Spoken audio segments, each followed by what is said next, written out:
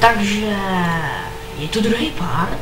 Omlouvám se, no to jak jsem říkal, těch 10 minut jako bylo. A já se teda dostanu opevnění, docela to hodně. Koukni se sektore.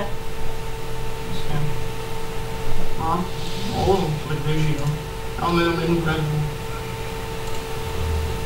Musíme to prohrát, že? Jo, to projedeme hodně rychle, to ještě nehrajeme proti těm profesionálům, jak jsou. To jsou jenom proti botům, ty hráči. No to i proti botům to nedáváme, můžete nás říkat, že jsme lamky, tak, ale to je jedno. Zkuste si to zahrát proti profesionálům, nás zničí za pár vteřin. No, tak tady, no, jestli se to naučí, já to teda nevím doteď. Když už je to hraju, už chodilo. A teď můžeš ukázat mýho trola.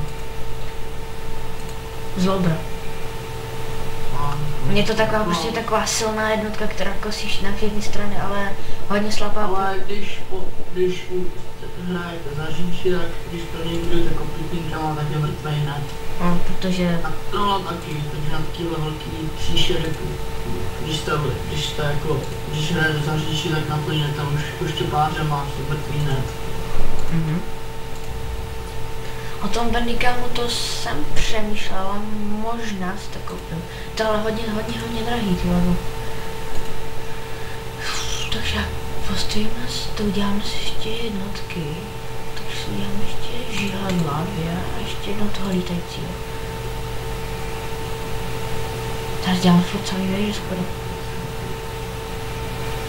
Jo, takže jsem všechno tu. A děláme si